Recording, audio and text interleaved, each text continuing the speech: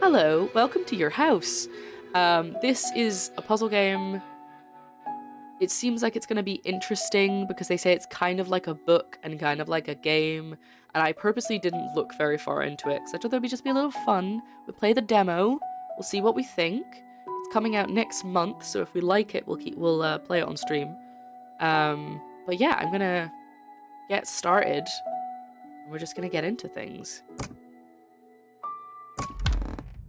You guys know the rules about puzzles.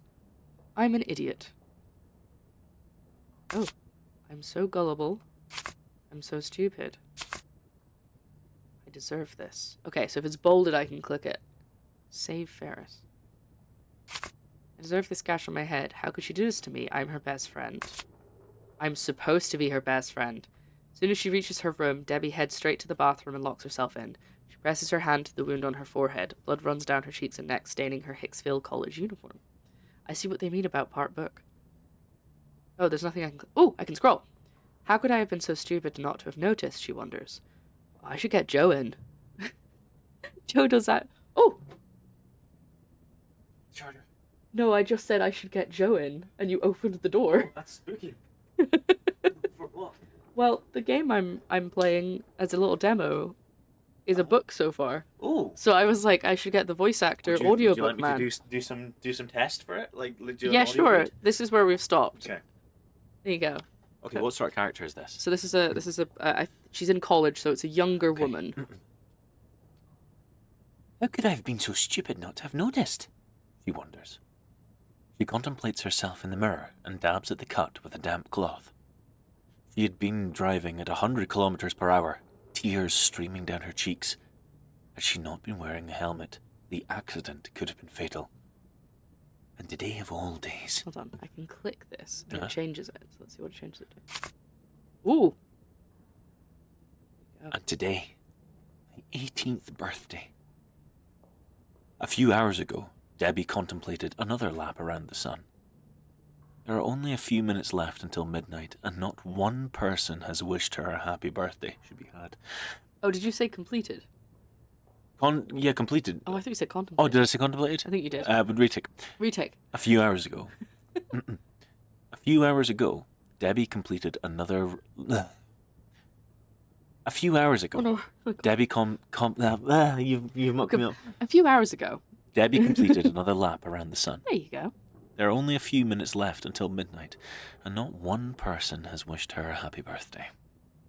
Not even in her worst nightmare could she have imagined coming of age would be so traumatic. Debbie is still wiping away the dried blood and smeared mascara when she sees it in the mirror. There's an envelope on top of her dresser. What's this? Her name is written on the envelope in marker pen. The handwriting is both exquisite and disturbing. Debbie flips it over, but there's no return address. The stamps look foreign. Who could it be from? She doesn't remember the last time she received a letter that wasn't a fine. After a few seconds, Debbie begins to slowly tear the envelope and opens it. Thank you. Send me your invoice in the Thank you. in the post. If you want anything dramatically read, you can contact me. Contact me. Please. Please. I need the money. Hey, it's almost like it's his job. Almost like it's my job. Check out Samantha Curran on Instagram. Samantha, spelt like Samantha, underscore, the underscore, and Curran, Curran. She's promoting her book, The Rooted and the Winged. I'm the voice actor for it. I do the audiobook for it, so check it out. Okay, hold on one sec, chat. I gotta say something to Joe. Sorry, we're talking business for a second there. Business. Anyway, back to the game. Opens. Ooh! Ooh! Ooh, did you hear that little sting there? Happy birthday. Oh, this is my inventory. Dear Motel postcard. So this is, I think, at least their second game, because in the email that I got about this game, it said something like, it's similar to our previous game, blah, blah, blah. So I know they've at least made one other game, these people. 57B, East Side, School Road, Hicksville. Okay. Sorry, you're now going to have to go back to my voice. So I'm sorry if it's not as good. She pulls out a postcard from inside the envelope. On the front is a photograph of a place she doesn't recognize. The address written on it is equally as strange. It's completely incomprehensible, mysterious even. Debbie studies the stamp, hoping it might offer a clue. Okay, so that just does that again. I was hoping it might, like... What's that? No, just gives me that. Regardless of what I click on. I have no idea where this bird is from. I can't see... Can I see the stamp? Oh yes, this stamp. Okay. That Ferris Bueller mug. Perhaps. I didn't get the reference, but maybe. I haven't actually seen Ferris Bueller. Can you believe that? Wait, where's my mouse? Oh my god, are you kidding me? My mouse has died. Sorry, where did we get to? No idea where this bird is from. There's something else inside the envelope. It's a key, and it has a tag. Debbie picks up the key and looks at the tag. Happy birthday. The first birthday message she's had all day. That's so sad. Who the hell sent me this? Is this some kind of joke? Ouch! A sharp pain pierces through her head. The wound on her forehead throbs. She really needs to rest. It has been an intense day. Maybe you should go to the hospital. She pushes her backpack off her bed, and it falls to the floor with a thump. She slowly takes off her sneakers and lies down on top of the crumpled quilt. She holds the postcard up and stares at it until her vision blurs and her eyelids feel heavy. Exhausted, Debbie drops the postcard onto her chest and sighs. Her gaze wanders to the ceiling above her. Ooh. Ooh.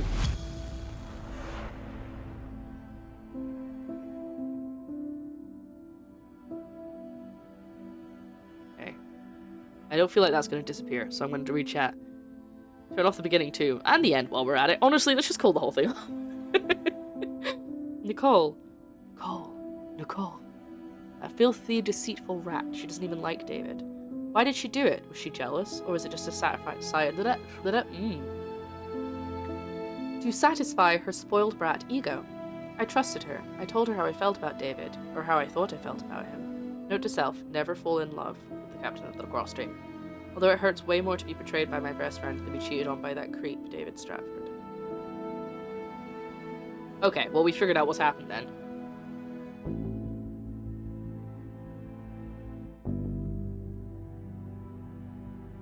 Oh, am I supposed to do something? I love that I can just tell it's two images moving, opening and closing. Hello? Are they getting wider? No, I think that's doing the same thing every time. Oh! Oh! I had to pull them open. Stay open.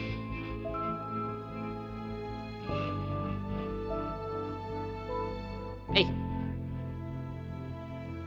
Bad. I could say anything. There's a ceiling tile that's... Oh! Do I... Maybe. Oh, I could open them all the way. Nope. Girl, what?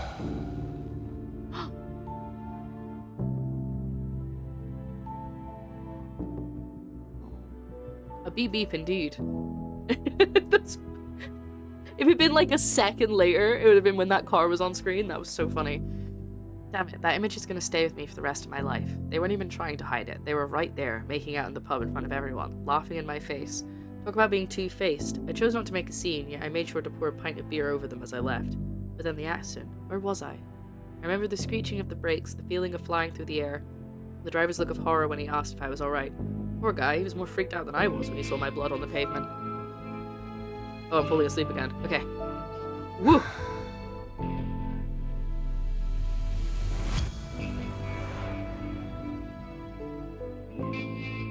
On Monday, I was kicked out of boarding school again, really outdoing myself. This is the third time this year. The way my dad shot me that "you've really disappointed me" glare when I was talking to Strickland. Priceless. And that sorry excuse of a principal went on and on, reeling off my greatest achievements, repeatedly skipping class, alcohol and drug use on school premises, zero respect for rules and school values. My dad has given me way too many ultimatums. He's well aware that shipping me off to some other boarding school would be doing me a favor. He has a million other tricks up his sleeves when it comes to making my life miserable. And if he dares lay a hand on me again, he'll know what's coming. I made that crystal clear to him last Christmas. Ooh. Ugh. Debbie jolts upright. There's no point fooling herself any longer. A good night's sleep is out of the question. tonight and all of the following nights for the next 18 years of her life. Thousands of thoughts swirl around her mind. She pushes all but one aside, which begins to make more and more sense. To run away. To get out of this place, right now, without a minute to waste. Yeah, that's what she's gonna do. She'll have to think on her feet and figure out a way to find the address on the postcard. It's a leap in the dark. She knows there might be nothing there and the key might be nothing more than a joke, but right now anything is better than staying in Hicksville. Adrenaline pumping, Debbie empties her backpack, letting her science and economics book tumble to the floor. She can fill it with more useful things. Oh, I can click there. Okay, this is fun. So this is stuff I'm gonna have to find, I assume. Nail file? Debbie scours her room, looking for anything she might need. Some clothes, a pair of slippers, and her toothbrush. Here we go. She opens her desk drawer and finds a map. And a Swiss Army knife. Aha! Not a nail file. Ah, yes, some cash would be helpful. She bends down and pulls out a small wooden box from under her bed. This is where she keeps the money her Aunt Lucille gave her. Lucille! There's enough to keep her going for 6 months or so. Wow, okay. She also picks up her amulet. Now that is a main character in a puzzle game's amulet. It's a small jewel that Aunt Lucille gave her. It was her mum's. She would have liked you to have it, her aunt told her. Debbie never met her mum. She died when she was 4 years old. But now's not the time to think about that. She stuffs her belongings into her backpack, along with a postcard and key. Debbie puts on her jacket and pulls a hat over her head. She looks in the mirror and barely recognizes herself. Oh, I can't scroll if I'm on the side. Not that that matters. The wound on her forehead is swelling and turning purple, but at least it's stopped bleeding.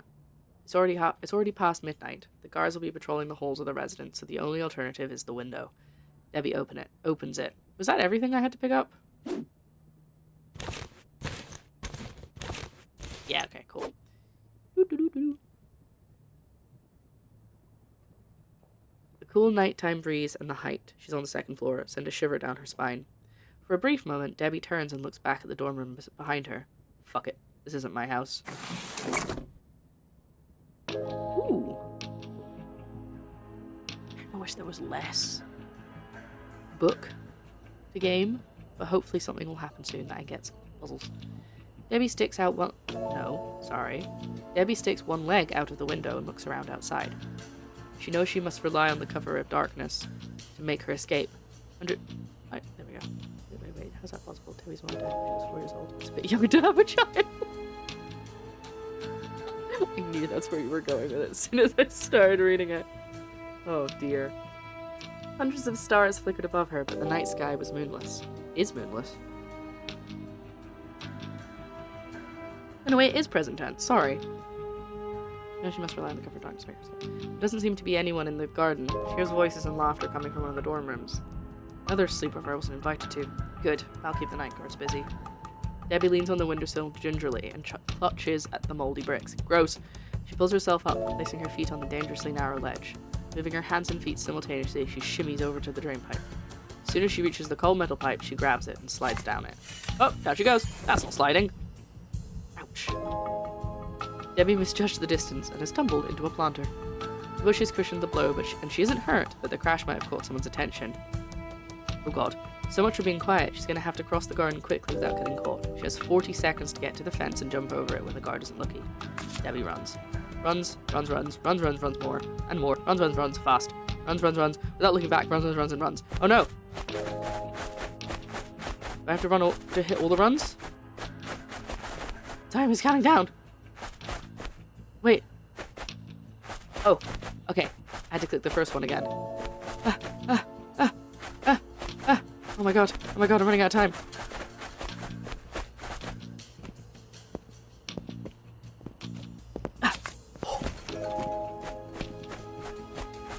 That was actually quite fun. She sneaks towards the parking lot, crouching down as she goes. There must be some clueless student who forgot to lock their car or left the window half open. That's when she spots it. Parked a few feet away is Nicole's brand new red motorbike. A sly grin spreads across her lips. She'll have to hotwire the engine, but fortunately she's got some experience with that. Debbie rummages under the tank and finds the electrical circuit. She has to cut the wires. Okay, I can't click that. Without thinking twice, she opens her backpack and takes out the Swiss Army knife. She's sure it will come in handy. Aha! So when I click this, it'll let me be able to cut. Ooh, I've got two little... Sorry, you can't see. Hold on, let me move to the other side. got two little symbols up here. A little fist. Huh?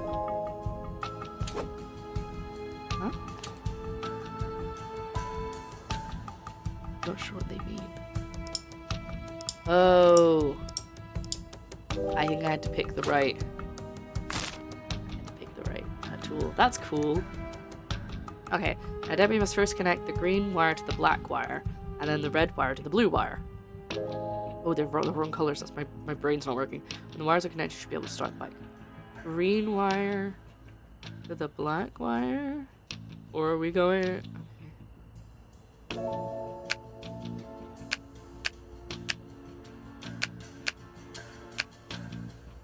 And then the red wire to the blue wire. Ah, good, it was that way around. It's the words, not the color. The bike starts up with a roar that sounds like pure freedom. It's very loud. As the security guard approaches the parking lot, Debbie grips the handlebars and accelerates, getting out of there as fast as she can. Quid pro quo, Nicole. Your bike in exchange for slimy David. She takes the first exit she comes to. Debbie can't help but think about the boarding school. They probably haven't even noticed she's gone. Tomorrow morning they'll start looking for her. Her body aches and her head throbs, but she can't stop. She must get to her destination as soon as possible. First she must get her bearings and decide whether to take the Interstate Highway or the Hicksville Freeway. I'm gonna go for the Hicksville Freeway. Whee! Although this seems to be the longest route, she will reach her destination sooner this way. Good, I'm glad I picked at random. The early morning rays do little to warm her hands, which are frozen from hours of gripping the handlebars of the motorbike. As the shadows and haze fade away, they reveal an unfamiliar landscape, fresh, new, and full of promise. Debbie is overcome by the feeling of liberation. Without knowing how or why, she feels sure she is doing the right thing. It did say happy birthday on the key. It's got to be a sign. With her eyes set on the horizon, she settles into the seat and gives the throttle more gas. As she drives, memories of the past she is leaving behind come flooding back. Lost in regret and overcome with fatigue, her grip weakens and the bike slows. Seriously, what am I doing? I get some random anonymous postcard and suddenly I'm ready to send everything and everyone to hell. A freight truck overtakes her abruptly, bringing her back to reality. A strong tailwind forces her to straighten up. Traffic on the road is getting heavier by the minute. No more looking back. She needs to focus on the present and on the future. An hour and a half later, she passes a sign announcing her destination. Almost noon when Debbie finally reaches her destination. She's in what appears to be a quiet... I wonder if they changes depending on your choices. If, like, that's a different graphic or this is a different bit of text. Because it ended with her destination and it starts with her destination, which seems a bit strange. It's in what appears to be a quiet residential area at the end of a boulevard lined with tall, leafy trees. The houses are big with well-kept gardens and welcoming front porches. There's hardly anyone around. Just a few kids playing in the driveway and a friendly-looking neighbor walking the dog. It looks like a really nice neighborhood. Debbie turns off the engine and reads the street name again. She takes off her backpack and opens it to double-check the address on the postcard. 57B East Side. Yep, this is it. She sets off again, much more slowly, her eyes scanning for number 57 amongst the odd-number sidewalk. She feels her pulse start to quicken. 7, 19, 25, 33. What a weird counting system. 41. Debbie stops in front of 57 and gets off her bike. She will hardly believe her eyes. In front of her is a house she can't even begin to describe. She simply can't put it into words. It's beautiful, Debbie murmurs as she crosses the street and approaches the gate, unable to take her eyes off the impressive mansion before her. The gate looks like it's open. Debbie looks both ways, afraid someone is watching her. There's not a soul in sight. Happy birthday, she says to herself, pulling up the courage to push the gate open. Debbie crosses the garden on a narrow pathway bordered by brightly coloured plants. Dry leaves crunch beneath her feet, and it looks like no one has mowed the lawn in weeks. A small slope leads her to the front door. The wooden porch creaks under her feet as she stops in front of the door, solid and simple in design.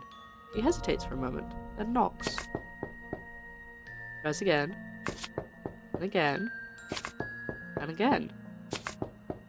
No one answers. Debbie goes to push open the door, but it's firmly locked. To her right is something that looks like an intercom, but it's turned off. There's a small slot in the panel. Perhaps she needs a key to activate it.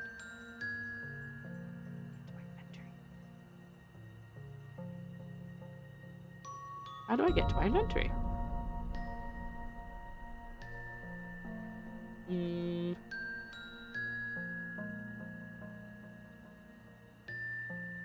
Oh, the buttons are working.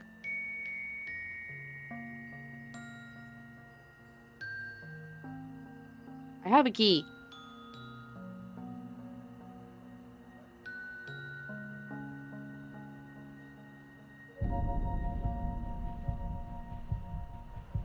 I'm confused. What am I supposed to do? I don't really have... This is the only thing I can click, and that's clearly an exit. Aha! There we go.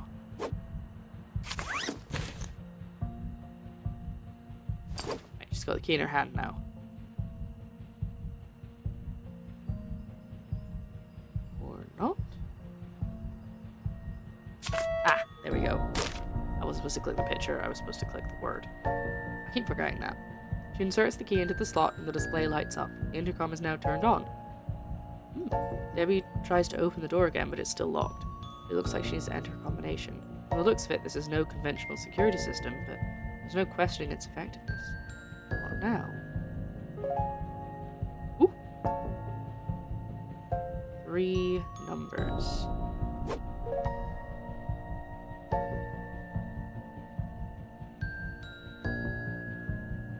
I'll have a look at the postcard again.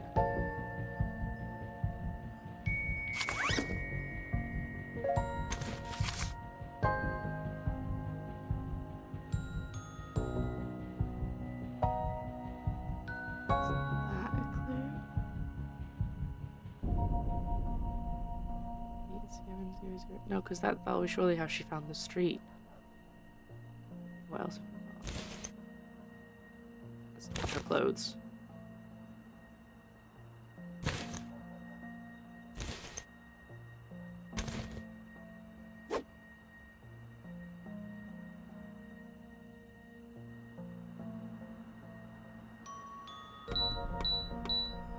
Take a good look at what once came your way. The cars, birds, and trees are the key to entering this place. Okay. Cars, birds, and trees. Got it. Obvious. I know what to do now. Okay, there are 1, 2, 3, 4, 5, 6 cars. So 6. 1, 2, 3, 4 birds. So 6, 4, 5. 6, 4, 5. Take a good No. look at what once came Okay, maybe it's your only way. 3. The cars, birds. Take a good look at what once came your way. The cars, birds, and trees are the key to entering this place.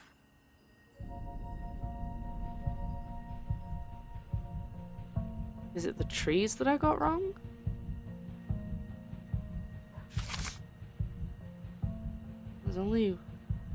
There's one bird on the back. Cars, birds, and trees, which I assume is going to be the order that it's... So 1, 2, 3, 4, 5, 6 cars. That's definitely right. Hold on. It's time to get the notebook out.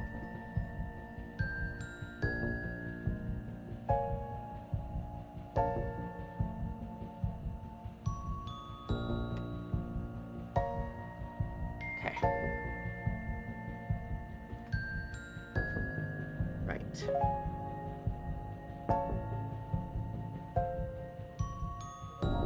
Cars, birds, and trees are the key. So, there's 6 cars.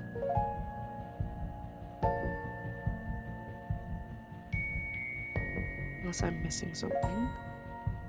No, there's definitely 6 cars. There are either 3 or 4 birds, depending on whether we're counting the ones on this one on the other side.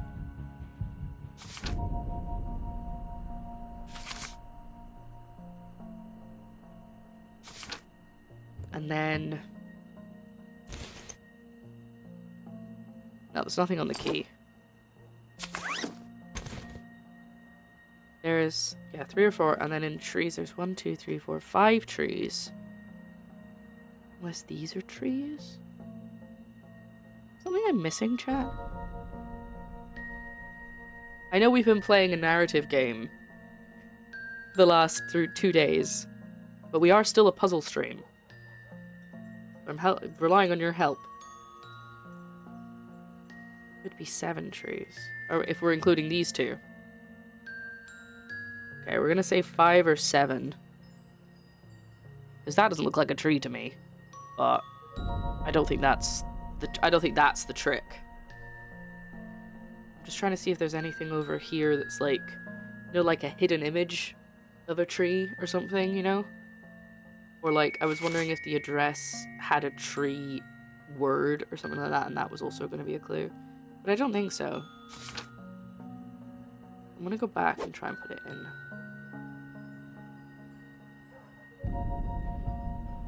Let's try 6. Take a good look at what once came your way. The cars, birds, and take a good look at what once came your way. The cars, birds, and trees are the key to entering this place. 7. Oh, I'm an idiot. I've been hitting the call button. I didn't even notice that button said open. I've been doing that call button this whole time. My first answer was the right one. I'm such an idiot. Home, colon. Your regular place of residence and one in which you live your private or family life. We can just ignore that. Pretend that didn't happen. You know, that sounds great, but who am I kidding? I've never had a home. Oh, that's me. That's her Till now, talking. at least. So it's been over a week since I arrived here, and I'm still not sure if this house is a gift or a joke. Like, how embarrassing. I feel like at any moment someone's gonna burst through the door, see me living here, and call the cops, and it's either gonna be some loaded lowlife or a happy family with their 3 blonde kids and a dog. I once read on a mug that the best things in life are free. Dreams, laughter, hugs. Okay, yeah. Oh, mocha pot, nice. What a load of nonsense. Every night I go to bed wondering who sent me this letter and this key, and I wonder why they did it. Like, there's too many unanswered questions. How am I supposed to relax like this? I saw that figure dressed in black again today. They were snooping around the garden fence, and... Who are you? Are you behind all of this? I'm leaving behind this tape recording in case I disappear or something happens to me. I think that's going to be the end, isn't it? Yeah, there we go. Well, there you go. That was the demo for your house. We will ignore me being a complete blither. I just saw a red button and thought that must be how I open it. I didn't even think to hit the button that said open. I'm just not very with it. It's fine. We can just ignore that. But other than that, there you go. That was the game. There seems to be 6 chapters in the actual game, and it comes out next month. It's interesting. Interesting. But go wishlist it if you like the look of it. Excuse me. And I'm going to, yeah, we're going to move on to playing Lost Records now. Thanks for watching.